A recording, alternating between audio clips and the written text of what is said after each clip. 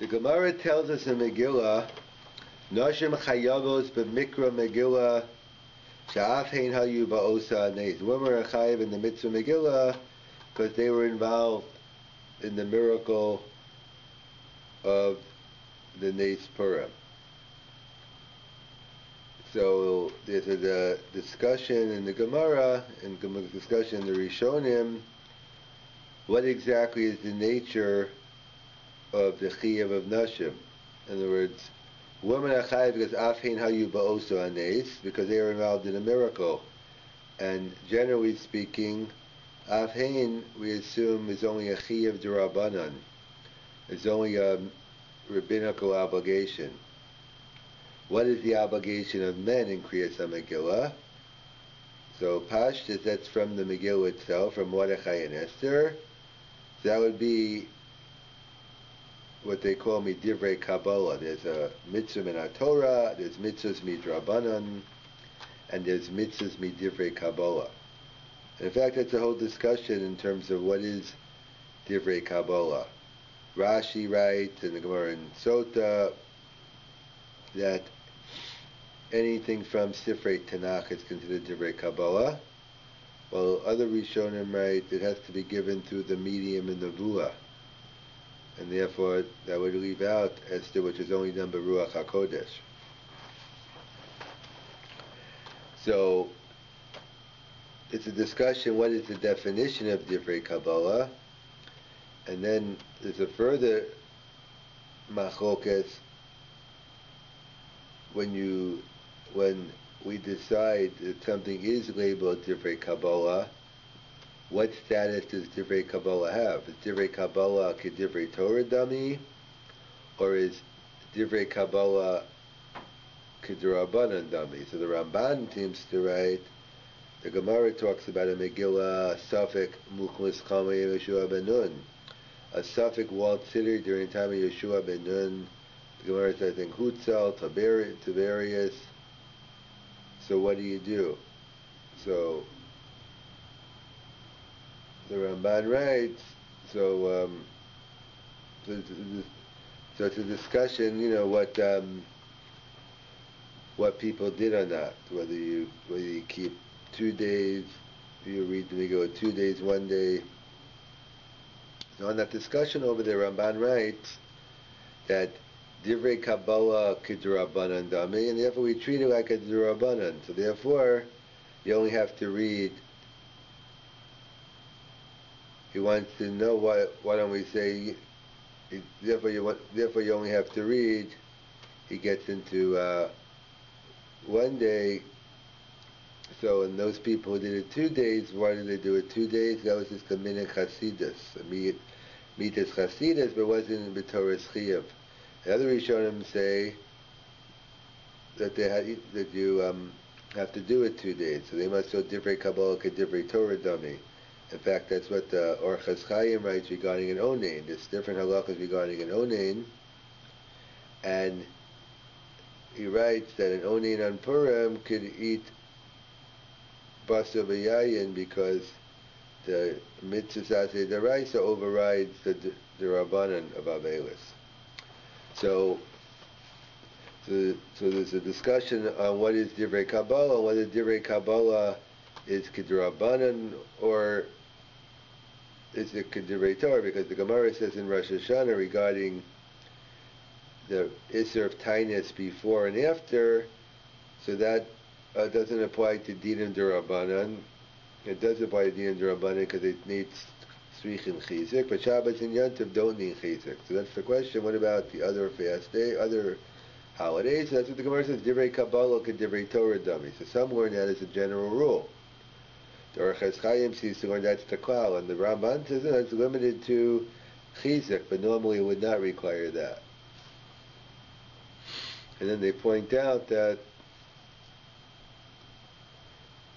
that's the shiloh, whether someone's a Safek Mukhlis Chamei Yeshua ben Nun, whether they read 1 day or 2 days.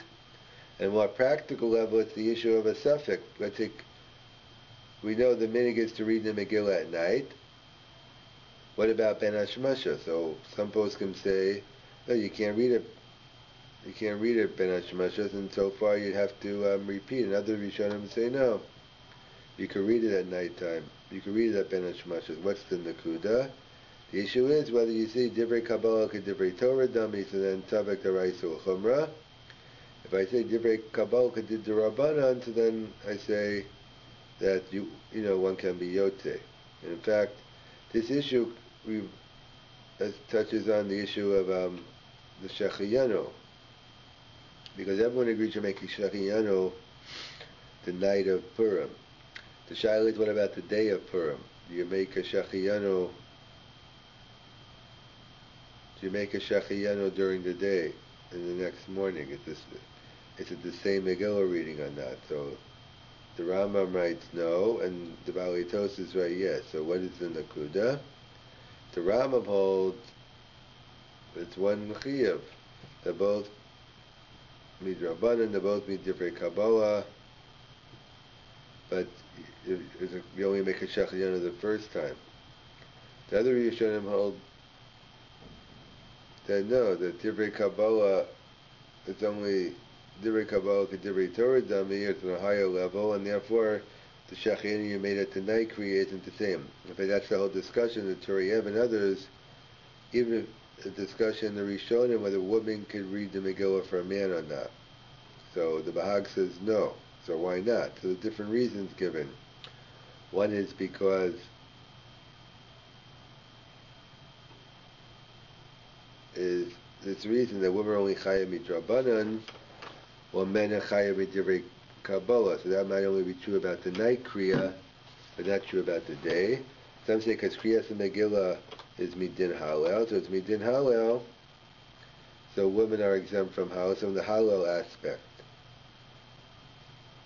So they have the different shitas in the Achronim to explain the shitas of Bahag, but a lot of it revolves around the issue: what is the status of the Megillah? Is it Midivrei Kabbalah? Or not? In fact, that's the whole issue about Tosif. Whether because it's on Dini D'Rabbanan, we're not worried about Tosif, as the Gemara says. Rashi writes in Megillah, but if it's Divrei Kabbalah, so that could be considered a conflict. And we assume, it's more of an issue. And in fact, that's what they point out regarding a question of a katan. Could a katan read Parashat Zachar? And for that matter, could they read not a katan of even a bar mitzvah boy? Do we know bar mitzvah boy it's only at chazaka the Rabba? We believe, it's not a chazaka. It's not a chazaka status quo. The chazaka, the rove bar mitzvah boys, rove 13 are considered gedolim. So when do we rely on the chazaka? So on a mitzvah d'Rabbanan we rely on it, and a mitzvah d'Oraisa we don't rely on it. So it's a big shaila on Parashat Zachar whether you can rely on a katan. And secondly, the issue of could you rely on a katan for Mikra Megillah? That would depend on this issue whether Divrei Kabbalah could Divrei Torah. And that would also tie on the issue of sending Shalach Manas as well. And also regarding whether a katan can read for a gadol, so that gets in Tosfos when Megillah raises the issue, maybe it's a trade D'Rabbanan, that a katan can't read even if it's D'Rabbanan because it's two D'Rabbanans. Others might want to say katan's only chayiv midrabanan, but a gadol is chayiv midivrei Kabbalah. So that's some of the issues regarding the issue, what is the status of Kriyas HaMegillah? Is it Kedivrei Kabbalah? It just comes from Divrei Kabbalah, but it's Divrei Kabbalah Kedivrei Torah or D'Rabbanan, and many issues that flow from it, the issue of an Isha, the issue of Shechiyano, the issue of a Katan, the issue of Sakamukus Chama, in terms of whether a woman can read for a man, or in terms of the suffix, all these issues come up, as well as the Shechiyano. We'll discuss the obligation of women in the mitzvah of Mikra Megillah. So the Gemara tells us in Megillah in other places as well, Nashim chayavos b'mikra Megillah. Women are obligated in mikra Megillah. Why? It's a mitzvah aseh shazman grama. It's a time-oriented mitzvah. So women should be exempt. Why are they obligated? So the Gemara says, because sha'af hein hayu ba'oso hanes, because they were involved in the miracle of Purim.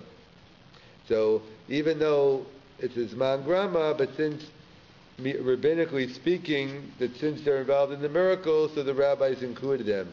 We find two other places the Gemara has a similar drasha, that even though it's a mitzvah aseh zman grama, even though it's a time-oriented mitzvah, women are obligated because of af hein hayu ba'osa hanes. What are the other two cases besides mikra Megillah, besides reading the Megillah? Ner Chanukah, women are obligated in Ner Chanukah, as well as Daled Kosos, drinking the 4 cups. So in those 3 things the Gemara tells us af hein hayu ba'osa hanes. As we mentioned, other places there are many other exceptions. Women are chayav in, let's say, the mitzvah of Kiddush or Havdalah, according to the Rambam. Women are obligated even though it's a time-oriented mitzvah, because whoever's included, kol sheyeshnu b'shmira, yeshnu b'tzachir, whoever's included in keeping Shabbos is obligated in the positive mitzvahs. Or we find women are chayav in matzah, because whoever can't eat chametz has an obligation to eat matzah. So we find many exceptions to that, but in the case of af hein hayu ba'osa hanes, we only find 3 cases. The women are clearly obligated in Megillah reading, so just like men are obligated to hear the Megillah, so too women. However, is the obligation of the men and women, are they equal? Are we on the same level obligation? In other words, can a woman read the Megillah for a man? We all know a man can read the Megillah for a woman. In fact, that's their minhag. In fact, we'll see the Magen Avraham says that's the way it has to be. But if women are on the same level as men, so in theory we could discuss a woman reading the Megillah for men. But if a woman on her lower level, then we can't discuss it. So Tosfos writes from our Gemara, the fact that it says women are chayiv in mikra Megillah. So Tosfos says from here we see that a woman can even be motzi men. That the fact that a woman is obligated in mikra Megillah, and Tosfos is assuming like a man, so too she can read. Not that he's recommending it per se, but he's talking about halachically speaking that, let's say a woman's the only one who knows how to read the Megillah, or etc. So a woman can read the Megillah for a man. So that's Tosfos. However, Tosfos quotes from the Baal Hilchos Gedolos. He quotes from the Bahag, who says it's a no-go. Women cannot read the Megillah for man. So the question is, why not? We understand Tosfos says they're on the same level. So if they're on the same level, it would follow that a woman can read the Megillah for a man. What leads to the Bahag to say that a woman cannot read the Megillah for a man? So there are many different explanations in the Bahag and the Baal Hilchos Gedolos. What does it mean? The language is that women are only obligated in hearing the Megillah and not reading it. That's the language of the Bahag. That they're only obligated in the hearing in the Megillah, while men are also obligated in the reading in the Megillah. And that's how the Magen Avraham says, that is the mitzvah. In fact, the Magen Avraham paskins, that's the only way a woman should be yotzei. That the mitzvah is hearing on women and reading for men. So, planning like Havdalah, a woman should hear from a man. That's what the Magen Avraham writes. But getting back to the Rishonim, so what's the pshat? Why can't a woman read the Megillah for a man? What's bothering the Bahag? So the different schools of thought. So one reason given is it gets to a fundamental question. We know why women are obligated in Megillah, because af hein hayu ba'osa hanes, they were involved in the miracle.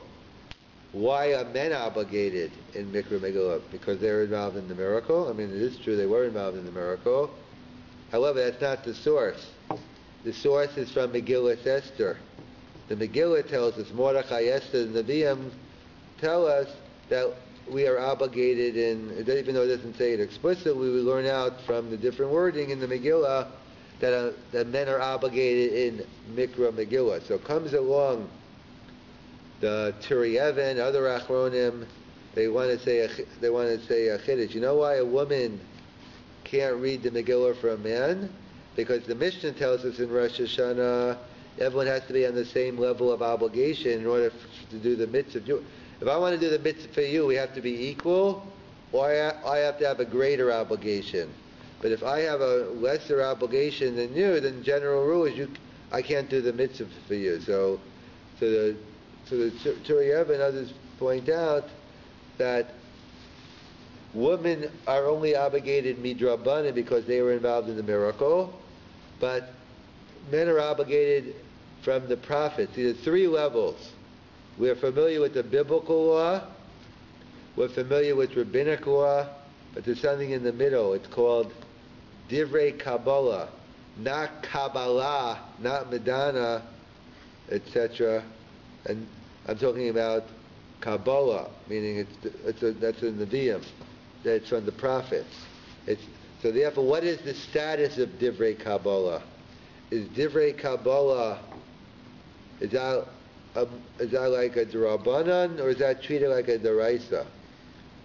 So that's a discussion in the Rishonim. In other words, because the Gemara says in Rosh Hashanah, the Gemara says, Divrei Kabbalah ki Divrei Torah dami.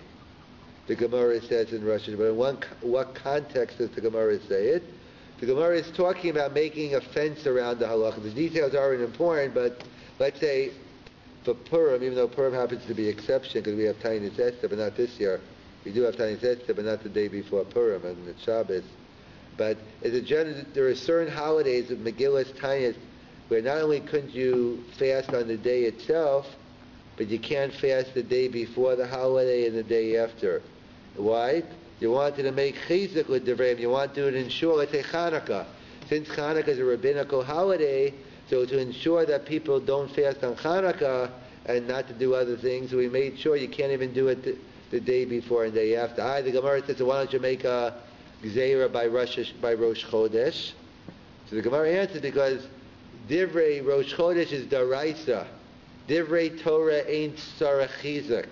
Biblical laws everyone's familiar with, that we're not as worried that they'll violate them, but we don't have to make extra fences around them. But rabbinical laws, we're afraid they might be trampled by your Akev Tishmun, so therefore we make chizuk. So the Gemara uses the Gemara says Divrei Kabbalah ke Divrei Torah, but the Gemara is only referring to making a fence around the wall. So the question is that the general rule across the board, or is it limited to whether you make chizuk? And that's a machlokas harishonim, whether Divrei Kabbalah is ke Divrei Torah dami or not. So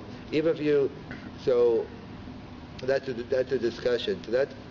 So keep in mind there's a middle sheet to Divrei Kabbalah. It's either a more strict rabbinic law or it's a more lenient biblical law. So it comes along the Torah Even and says a man's obligation is Divrei Kabbalah. A woman's obligation is rabbinical. Afein hayubos hanes. That's why a man has to read the Megillah for a woman, but a woman can't read a Megillah for a man because afein hayu, because she's only obligated rabbinically. A man's obligated to be Divrei Kabbalah. However, so that's what the Turi Even writes, or the Marcheshes, other different Achronim say it. So, however, we read the Megillah twice on Purim. Once at night and once during the day. Because based on the Gemara and Megillah quoting the different psukim, you have to read it at night, or l'shnosa bayom. So, the many Achronim point out, and Rishonim as well, that the night Kriya was a later institution. They didn't have a night Kriya originally. That was added later on.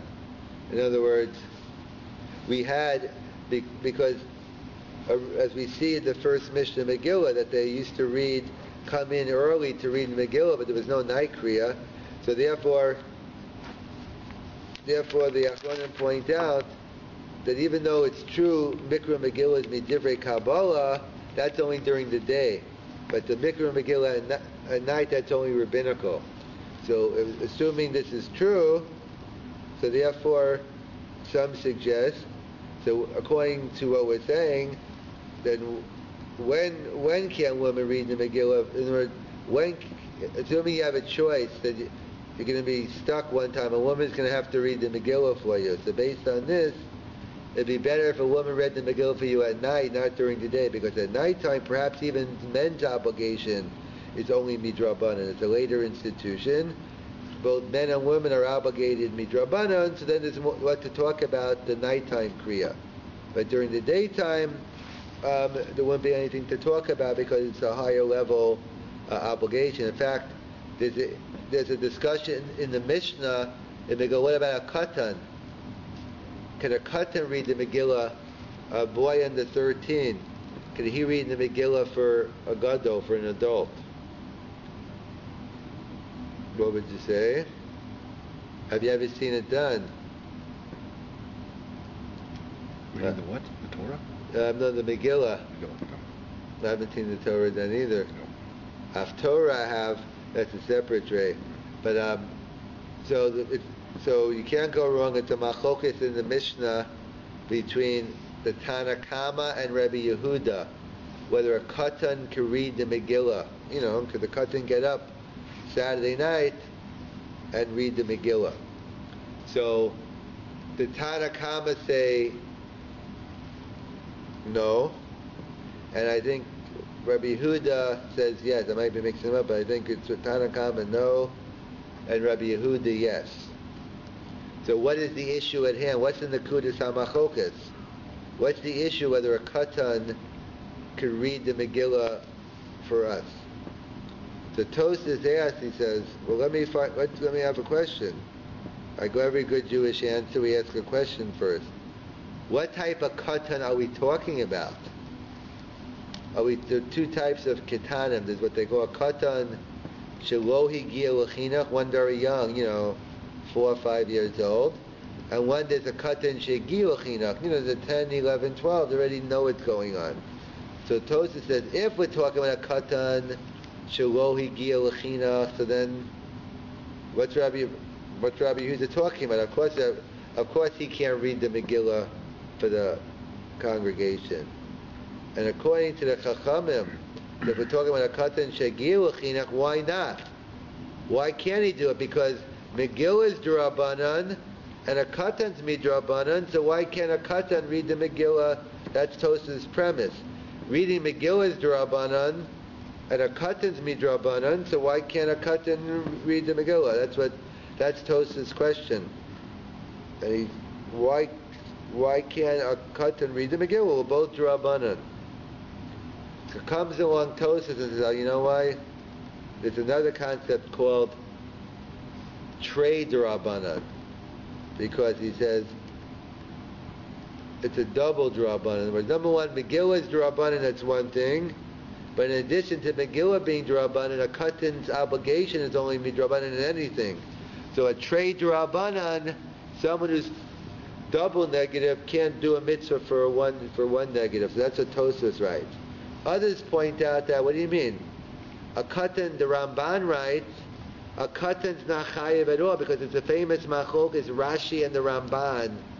Who is the mitzvah of chinuch on? When we say there's a mitzvah of chinuch, of educating your child, is the mitzvah on daddy and mommy, or is the mitzvah on the kid? Who's the mitzvah on? So Rashi learns it's on the kid. So therefore, midrabanan, once the kid gets old enough, rabbinically he has to do the mitzvahs.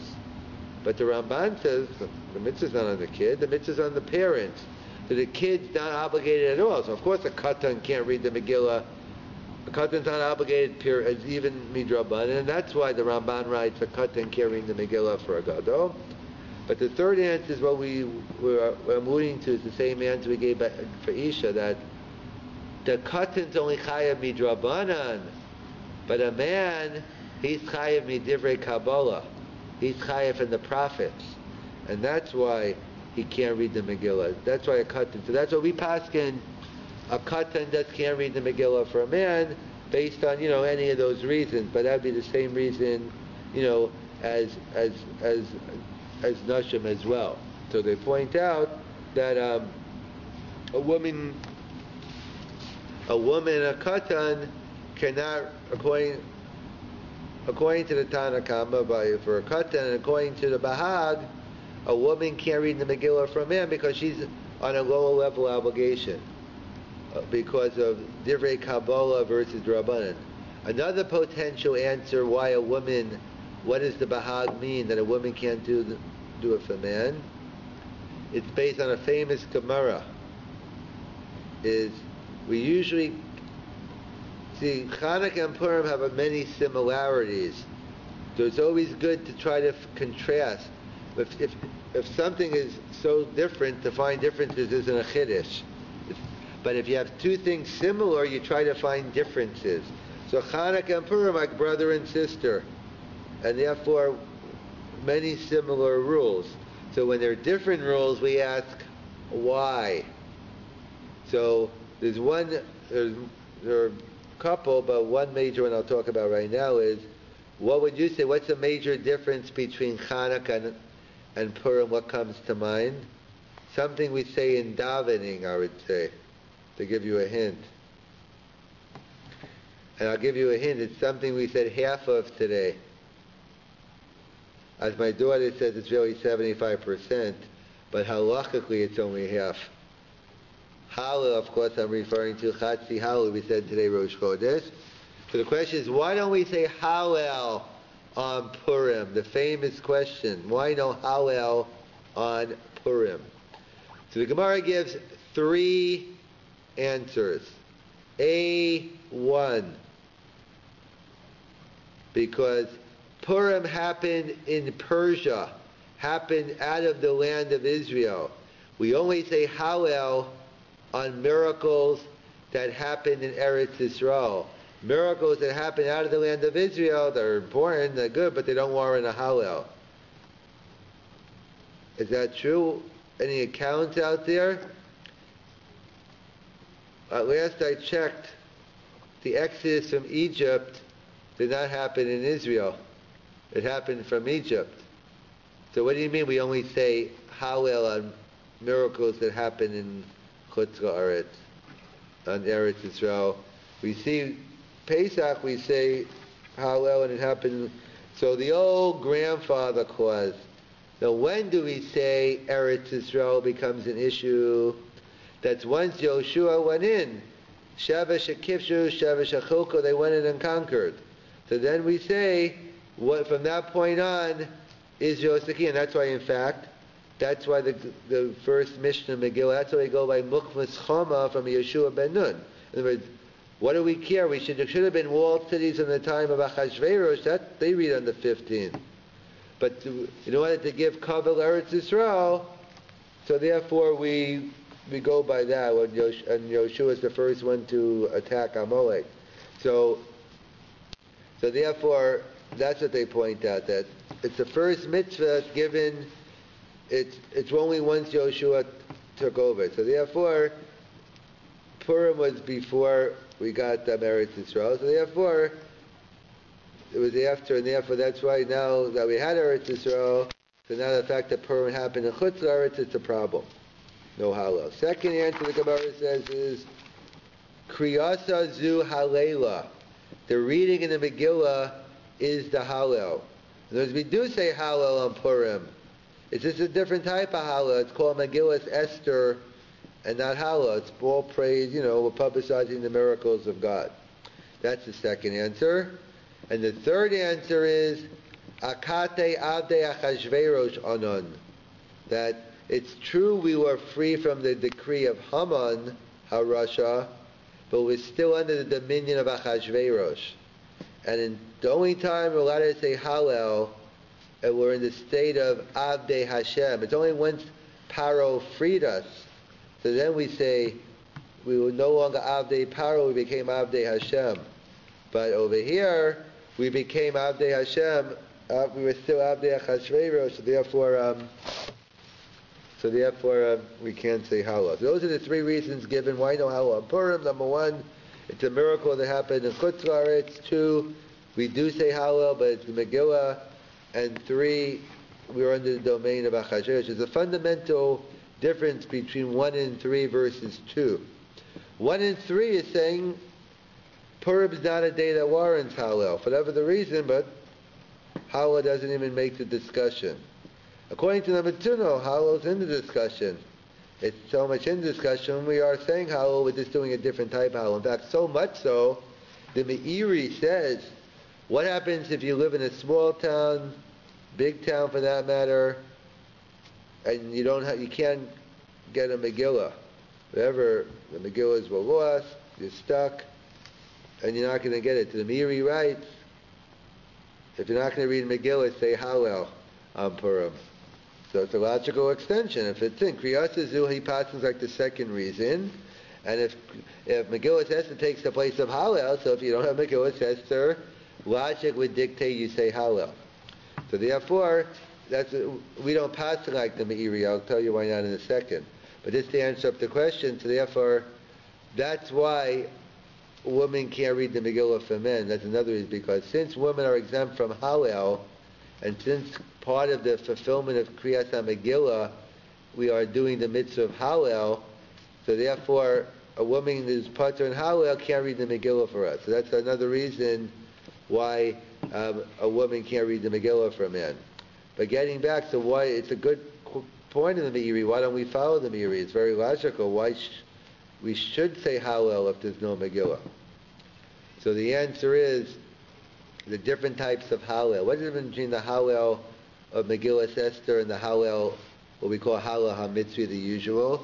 So the difference is when do we say Hallel HaMitzri, the regular Hallel, on supernatural miracles, and when God breaks the laws of Teva, the laws of nature, then we say the Hallel. But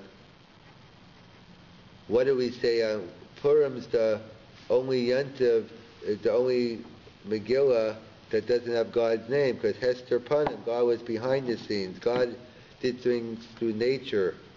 He was behind the scenes. So as the Meshach Chochmah explains, the Gemara tells us, one who says Ashrei 3 times a day, is that a good thing or bad thing? Saying Ashrei 3 times a day. It's good if you want to warrant Olam Haba, so I'd say it's a good thing. What about saying Hallel every day?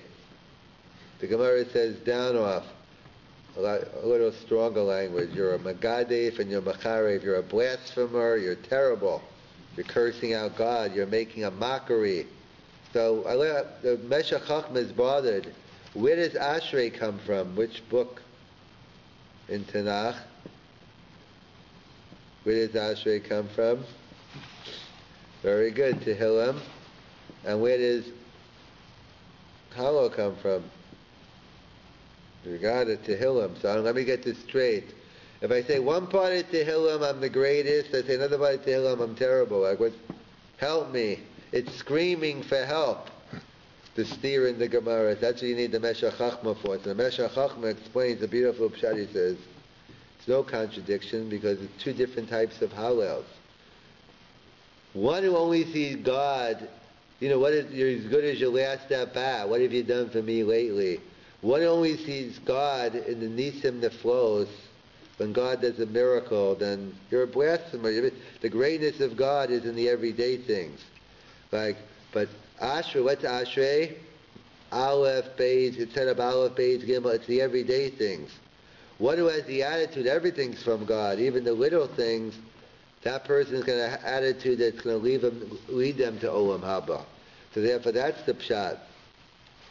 Rav Hutton or others explain it because, you know why? The Meiri says something very logical. If we don't have a Megillah, why don't he says you should say Hallel. We don't. How come? Because it's a totally different Hallel. Chazal never instituted Hallel HaMitzri on Purim because it doesn't make sense. Hallel HaMitzri is about the supernatural miracles. There weren't any on Purim. It's the Nes through Teva, even perhaps greater Nes. We could discuss what's a greater miracle the ones through Teva, or the ones, God's breaking the laws of nature. But that's the pshat that Purim is all about, is seeing God in the everyday things. That's why we have both. We have Purim, then we have Pesach. But that's why we don't say Hallel we never say Hallel on Purim, even if we don't have a Megillah, because it's two different types of Hallel. So let's summarize. We discussed woman's obligation based on the miracle. Three things is Megillah, Chanukah, and Dalet Kosos.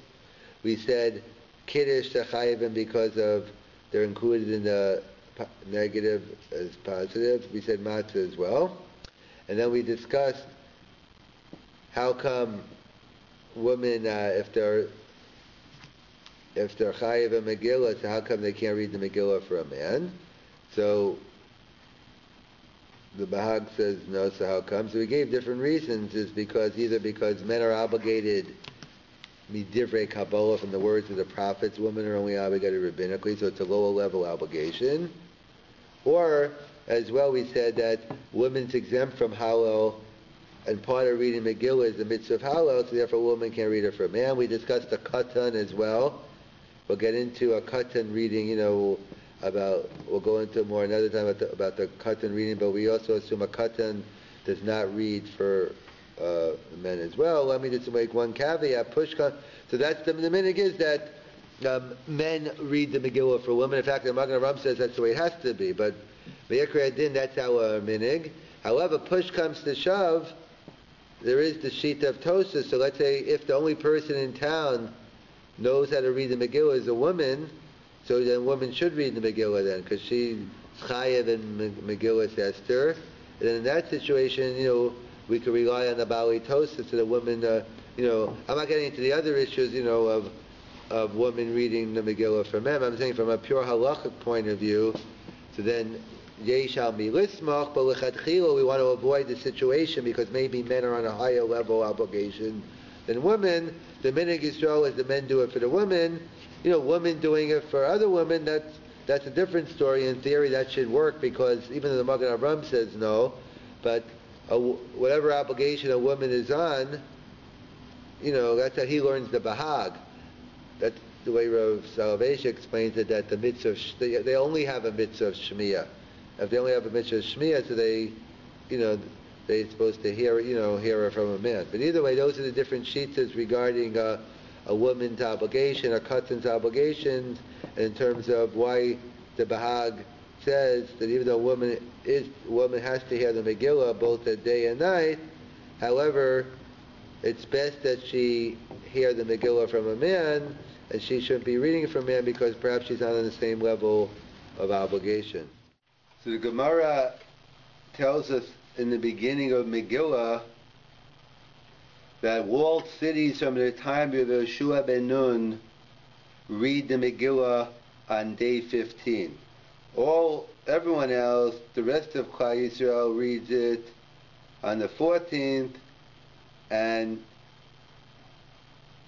walled cities from the time of Yoshua ben Nun, they read it on the 15th. Of course, the Mishnah has another exception that we don't have today, that villages that can't come, Machokas, Rashi, and Tosas exactly what the dispensation was, but when they used to come in on the Yom HaKnisa,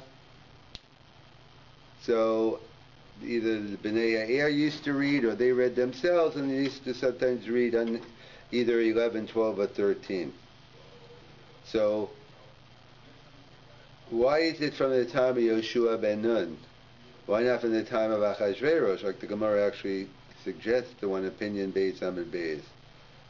So, the Yerushalmi writes, the Bavli has its Zereshava Prazi, but the Yerushalmi writes, the answer many Rishonim give is L'chalei kavod le'eretz Yisrael. To give kavod to Eretz Yisrael, because at that point Eretz Yisrael or Yerushalayim wasn't exactly apparently a walled city at that point. It was more desolate. And therefore, how does it look that by a walled city at the time of Shushan is getting more covered than Yerushalayim. And apparently reading on the 15th is getting more covered. So therefore, Chazal instituted that we go by the time of Yeshua ben Nun. As well as the Meiri points out that Yoshua was the first one to fight the war against Amalek, so therefore Yoshua was the one to give Kedushas Eretz Yisrael, and therefore he's also the one who was fought against Amalek, so therefore it goes by his time. In fact, the Rashba answers, we know, we're familiar with the major machlokas in the Gemara Megillah, many other places, about whether the Kedusha Rishona from Ezra, is that L'Shaisa, is that just for the time the Jews lived in the land, or is it L'Asud Lavo, is it forever? So the Rashba points out, even according to the opinion and holds that it wasn't L'Asud Lavo, it was only L'Shaisa, and therefore at that point there was didn't necessarily have the Kedusha. Nevertheless, it's not a din of Kedusha. There's different aspects of Eretz Yisrael. There's the Kedusha's Eretz Yisrael. There's the Shem Eretz. There's an inherent quality of Eretz Yisrael. No matter what, it has Kedusha. And then there's certain halakas of mitzvos atuyas baret. So the Rashba points out, even though we didn't have the standard Kedusha, nevertheless, we wanted to go by Eretz Yisrael. And in fact, there's a famous kasha of the Ramban, the Ran, in the beginning of Megillah. Why is it that we have two independent days? Normally, like all other holidays, Torah Achasi, we have one day celebration. Why is it that we have so many different days of celebration for Purim, the 14th and the 15th? So some answer, the Ran, that because different parts of Klal Yisrael celebrated different days, so we wanted to set the takana according to the different days. So all cities 15th and other cities 14th. And the Rosh Shlomo Mivilna and the Bir Yosef also says similar, that no, we're concerned with is a biblical prohibition of Baal Tosif, adding to the Torah, and Baal Tigra subtracting from the Torah. So the concern is that people might assume that Purim is a mitzvah min HaTorah. The rabbis made Purim into a mitzvah min HaTorah. As the Rambam writes in two places, the Torah talks about it in two places, in the plural and in the singular. So what do we need? Both. So one is on the individual, the other is on Beis Din. That's a Beis Din says that having chicken and milk is a daraisa, that's Baal Tosif also. So the concern was of Baal Tosif, hence they went out of their way to do a mitzvah different than all other mitzvahs. Like near Chanukah, we have Mahajim and a Mahajin, because we want to make it clear that it's not a mitzvah min Torah.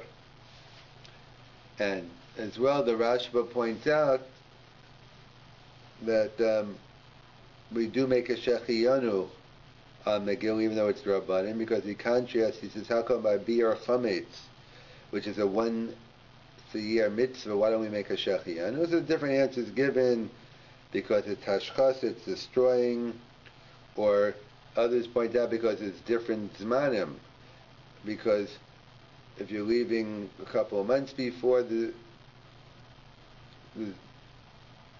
you have to do Biur Chametz at different times.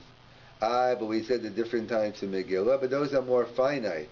It's 11, 12, 13, 14, 15, even though there are V'diyeveh b'shas Chak, perhaps Yotze even in the beginning of Chodesh Adar, but it's more of a fixed thing. And therefore, he says, you make a Shechiyanu on Mikra Megillah, but you don't make it on Biur Chametz. And in fact, that's why I'm going back to the beginning of the Mishnah. The Mishnah says, Megillah Nikris b'Yidala b'Yibeid Yubid Gimel. Well, Pachas v'Lo Yoti, and that's why it's more fixed. You can't do it before or after. However, the language, the Rishonim, the Vilna Gaon points out, by Megillah it says Megillah Nikris, but by the beginning, the first mission Shas, it says Meimasai Korin. When do we read Kriya Shema? Why is it a lashon korin by Shema and lashon nikris? So the famous answer in the Rishonim and the Vilna Gaon is famous as well. That by Shema you have to do it yourself. It has to be a kriya Shema. There's no din of Shemaya Ka'ona when it comes to Shema. You have to be makaba ol malchus Shemayim yourself. It's a din in Kol Ram. There's the whole famous Beis Halevi by Birkas Kohanim, whether one says, when Kohen go up and do Birkas Kohanim for everyone else. But nevertheless, so that's the machlokas over there. But by Shema, the Vilna Gaon points out, Meimazai Korin, you got to do it yourself. You can't rely on the regular principle of Shemaya Koheneh. And by Megillah Nikris, but there is Shemaya Koheneh. In other words, that you just have to hear. It is read. You don't necessarily have to read it. It's the din of Shemaya Koheneh. There's a whole discussion on some certain psukim. What do you do? But that's the distinction. Megillah Nikris, the halacha of Shemaya Koheneh remains intact. In contrast to the mitzvah of Kriya Shema, Me'emasai Korin. And Rav Hutner says, B'derach Machshava, that the difference is when it says Me'emasai Korin by Shema, you have to be active. You have to actively be makabel your old malchus Shema. You have to actively work on your amunah, Hashem Echad. Masha'en Kein Megillah Nikris, the story of Purim, it just happened. It looks like one coincidence after another. We don't find God's name. It's Hester Pranim, and that's why we explained one of the reasons the Gemara gives why there's no Hallel on Purim is because Kriyasa Zu Halela, the Kriyas of the Megillah takes the place of Hallel.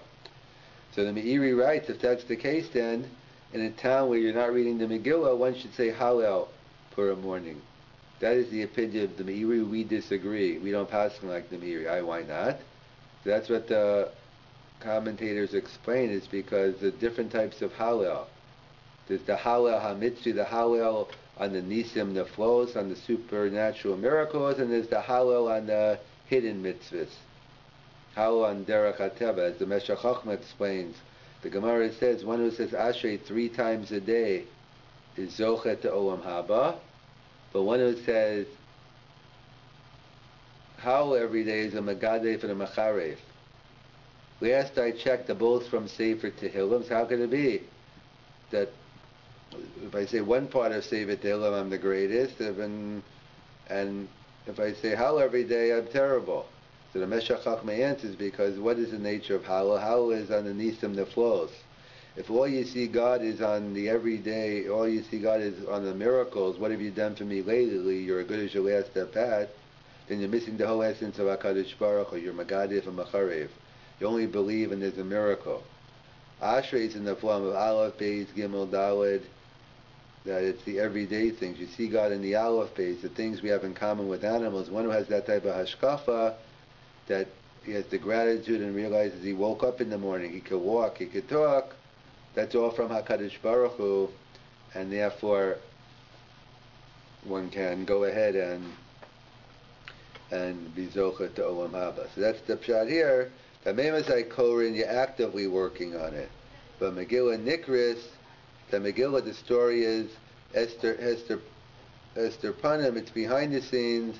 The Yontiv of Purim is seeing God through nature, and hence, even though if we don't have Megillah Esther, only that type of Hallel was instituted. We can't make a Hallel mitzvah. That's an inappropriate Hallel for Purim. The only type of Hallel we could have is Kriyasa Zu Halela, the reading of Megillah Esther, and reading the story, and it's God working behind the scenes within the laws of nature.